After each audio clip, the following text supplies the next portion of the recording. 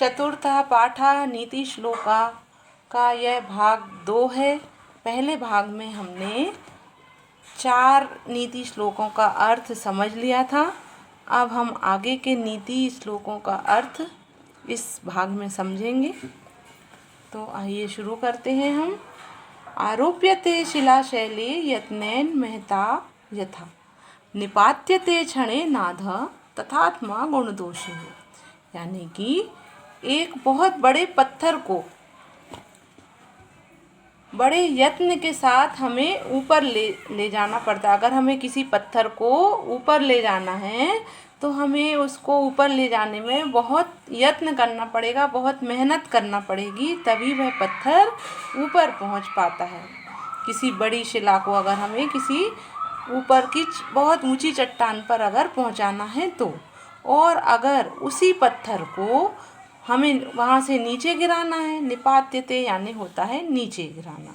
अगर हम उसी चट्टान को, उसी पत्थर को जो कि हमने बड़ी मेहनत से चढ़ाई थी ऊपर, अगर हमें कोई कहे कि इसको अब नीचे ले जाना है तो हम क्या करेंगे? वह जैसे ही वहाँ से उसको छोड़ेंगे वह एक ही क्षण में नीचे आ जाएगी। उसमें ना तो किसी की मेहनत लगेगी, ना हमें किसी और लोगों का सहयोग लगेगा, वह अपने आप ही यह काम हो जाएगा।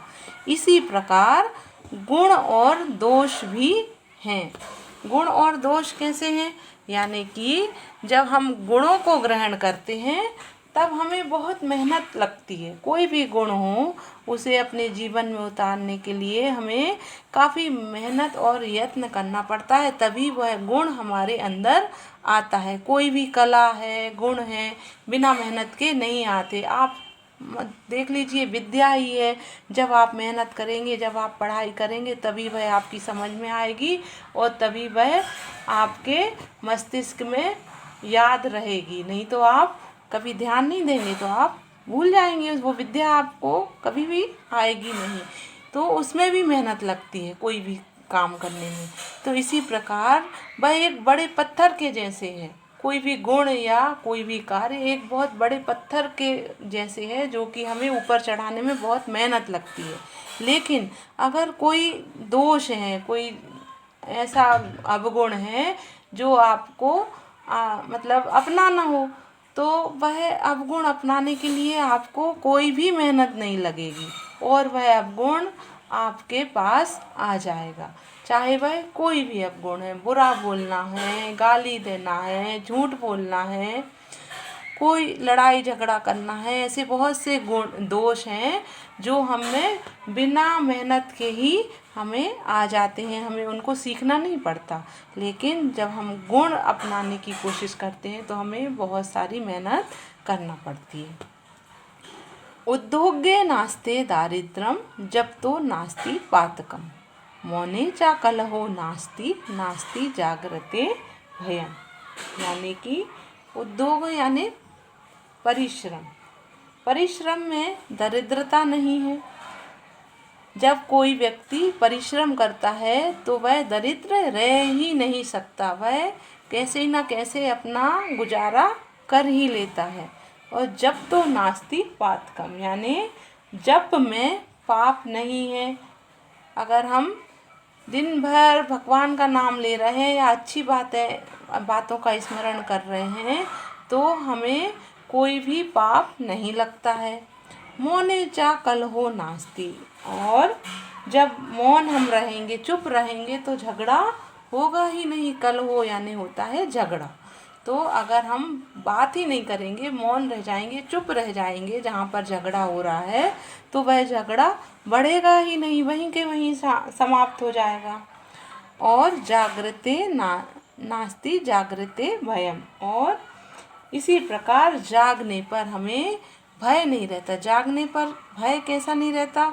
अगर हम ऐसा सोचें कि हमारे मन, हमारे जो अंदर हैं वह दुर्गुण ना आए, इतने सजग हमें हमेशा रहना पड़ता है, तो हमारे अंदर दुर्गुण नहीं आएंगे। और जैसे ही हम असजग हुए और हमारे अंदर दुर्गुण आने लगते हैं, तो ऐसा बोला गया है कि अगर हम जागते रहेंगे तो हमें चोरों का भय नहीं रहेगा, वह हमारा धन नहीं चुरा पाएंगे। तो जागने पर हमें भय नहीं रहता है, और सोते हैं तो हमें बहुत सारे भय आ जाते हैं कि अगर हमारा कोई चोर चोरी नहीं कर ले जाए, या कोई हम मतलब कुछ गलत हमारे साथ ना हो जाए। तो ऐसा कहा गया है नीति श्लोकों में कि जो परिश्रम करने वाले रहते हैं उन्हें कभी भी दरिद्रता नहीं आती है, जो जप करते रहते हैं वह कभी पाप के भागी नहीं होते हैं, और जो चुप रह जाते हैं वहाँ पर कभी भी लड़ाई झगड़ा नहीं हो पाता है, और जो हमेशा जागते रहते हैं, जो हमेशा सजग रहते हैं, उनके साथ कभी भी कोई भी चीज़ गलत नहीं होती है। इसलिए कहते भी हैं ना, सावधान रहिए, सतर्क रहिए। कभी भी कोई भी जरा सी असावधानी होती है और दुर्घटना घट जाती है। कहते हैं ना, सावधानी हटी और दुर्घटना घटी। तो इसलिए हमेशा हमें जागते रहना चाहिए। किम छिद्रम को ना संगो मैं किम वा सत्य विनिपातितम कुतो ममाश्रयेद्र दोषः इति नित्यम विचिन्त्य। यानी कि मुझ में क्या दोष है, किस में मेरी आसक्ति है, और मैं किन चीज़ों का संग कर रहा हूँ, और कौन सी ऐसी बातें हैं जो पतनकारी हैं, जो मुझे नीचे ले जा रही हैं, हम मुझे ऊपर नहीं उठा रही हैं। और कुतो ममाश्रयेद दोषा, यानी मुझ में कौन सी दोष कहाँ से आ रहे हैं, ये दोष जो आ रहे हैं वह कहाँ से आ रहे हैं, ऐसा हमें नित्य ही विचार करते रहना चाहिए कि मुझ में कौन से दोष हैं, मेरी संगति कैसी है, और मैं ऊपर जा रहा हूँ या नीचे की ओर पतन हो रहा है मेरा। मैं ये ऐसे जो दोष हैं वह कहाँ से आ रहे हैं, इन बातों का विचार रोज ही हमें करते रहना चाहिए। ऐसा कहा गया है नीति श्लोकों में।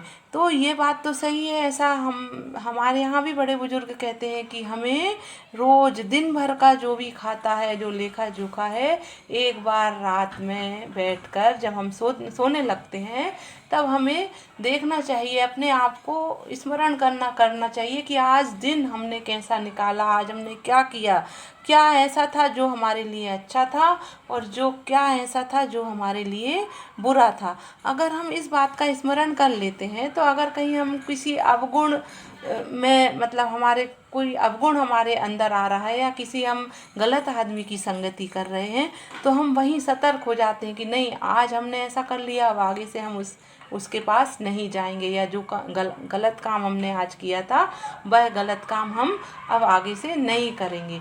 अगर हमने पहले ही दिन, क्योंकि हम रोज़ विचार कर रहे हैं अपने आप में, तो हमने अगर पहले ही दिन जो अवगुण हैं उनका रास्ता बंद कर दिया, कोई भी छिद्र ऐसा नहीं छोड़ा जिससे कि अवगुण हमारे अंदर आ सकें, और हमारी जो आगे बढ़ने की जो गति है, जो ऊपर उठने की गति है, वह उससे हम नीचे गिर जाएं, या हम अपने जो सोचा हुआ जो काम है उसमें हम पिछड़ जाएं।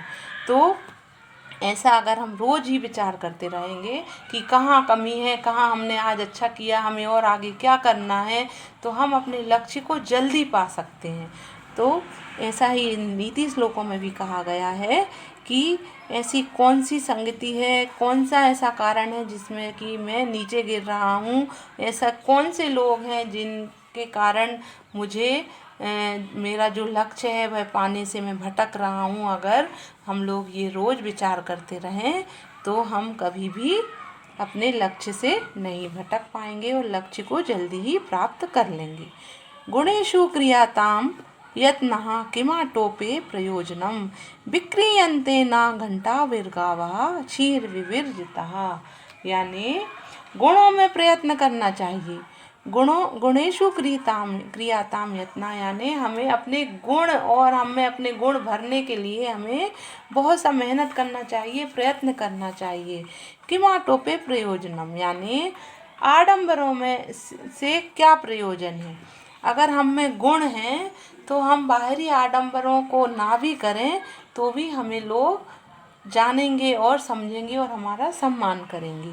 विक्रियन्ते न घटा भिर्गावा, यानी कि जिस प्रकार दूध ना देने वाली जो गाय है, अगर उसके गले में घंटी बांधते हैं तो वह ऐसा तो नहीं कि वह बहुत अच्छी हो जाएगी और घंटी ध्वनि कर अच्छी मधुर मधुर घंटियों की आवाज़ सुनकर लोग उसको खरीद लेंगे, क्योंकि उसमें गुण तो है ही नहीं है। जो गुण होना चाहिए दूध देने का वह उसमें है ही नहीं है। तो जब वह दूध ही नहीं दे रही है तो घंटी बांधने से भी वह बिकेगी नहीं। तो जिस प्रकार की दूध ना देने वाली गाय के गले में घंटी बांधने से वह बिकती नहीं है, इसी प्रकार अगर हम में गुण नहीं है और अकेला बाहरी आडंबर है तो हमें भी कोई भी मान और सम्मान नहीं मिलेगा। इसलिए हमें हमेशा अपने गुण और अच्छी बातों को हमेशा अपने अंदर बढ़ाते रहना चाहिए और बाहरी आडंबरों में पर ध्यान नहीं देना चाहिए।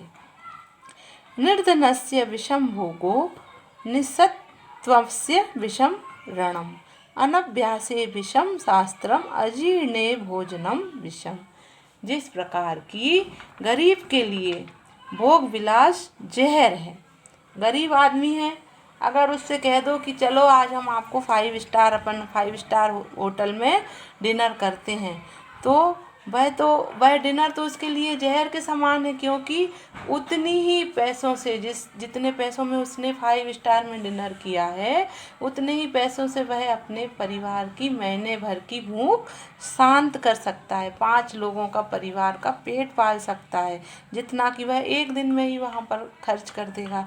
तो ऐसे जो भोग विलास है वह निर्धन के लिए विष के समान है और बलहीन के लिए निस्सत्वस्य विषम ऋणम, यानी बलहीन जो व्यक्ति है जिसमें बल नहीं है, यदि उसको युद्ध की हम शिक्षा दे रहे हैं कि आप चलो आज हम वहाँ लड़ेंगे, उनसे लड़ेंगे, इससे लड़ेंगे, और हम युद्ध में भेजने के लिए उसको उद्धत करें, तो वह उसके लिए जहर के समान है, क्योंकि वैसे ही उसके हाथ पैर नहीं चल रहे हैं, उसमें शक्ति ही नहीं है, और शक्तिहीन को अगर हम युद्ध में भेज देंगे तो उसका मरना तो तय ही है। तो युद्ध उसके लिए विष के समान हो जाएगा। और अनभ्यासी विषम शास्त्रम, अब जिस अभ्यास ना करने पर कोई भी शास्त्र हमें विष के समान लगता है। अगर हम किसी चीज़ को अच्छी तरह ग्रहण नहीं करेंगे, समझेंगे नहीं कोई भी कला को या कोई भी किसी भी विद्या को, तो वह विद्या हमें विष के समान लगेगी। अगर मान लीजिए आपको ये पाठ अच्छे से समझ में नहीं आया, आपने पढ़ा ही नहीं है, क्योंकि तो जब आप या कोई भी जो आपने पाठ जो पढ़े हैं परीक्षा के टाइम पर आपने अगर पढ़ाई नहीं करी है, तो सरल से सरल पेपर भी आपको समझ में ही नहीं आएगा। आपको यही लगेगा कि ये कहाँ से क्या क्या दे दिया, हमें तो कुछ भी अच्छा नहीं लग रहा है इसमें, बिल्कुल भी आपको विष के समान लगेगी वो चीज़।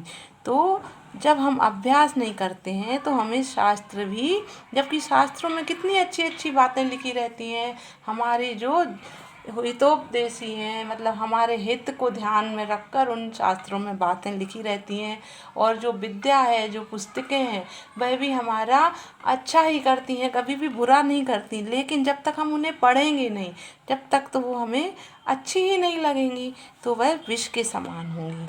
जिस प्रकार की अजीर्ण भोजनम विषम, अगर हमें अजीर्ण हो गया है, हमारा पेट खराब हो गया है, और हमें बहुत अच्छे अच्छे रसीले स्वादिष्ट भोजन कराए जाएं, तो हम वह भोजन करने के बाद भी वह भोजन हमारे पेट में जाकर क्या हो जाएगा, विष के समान हो जाएगा। हमें क्या तकलीफ हो जाएगी, पेट दुखेगा, मरोड़ें उठेंगी, उल्टी दस्त ये सब हो जाएगा। तो मतलब वह भोजन, अच्छा भोजन भी विष जिस प्रकार हो जाता है अजीर्ण में, उसी प्रकार अच्छे शास्त्र भी हमें ना पढ़ने पर विष के समान हो जाते हैं। तो फिर से एक बार हम समझा रहे हैं कि निर्धन के लिए भोग विलास विष के समान है, और बलहीन के लिए युद्ध विष के समान है, और जो अभ्यास नहीं करते उनके लिए शास्त्र विष के समान है। जिस प्रकार की भोजन, अच्छा सरस और स्वादिष्ट भोजन भी जब हमें अजीर्ण हो जाता है, जब हमारा पेट खराब हो जाता है, तो वह भोजन भी हमारे लिए विष के समान हो जाता है। तो आज हमने यह पाठ पूरा कर लिया है। आशा है आप लोग इस पाठ को भली भांति समझ गए होंगे।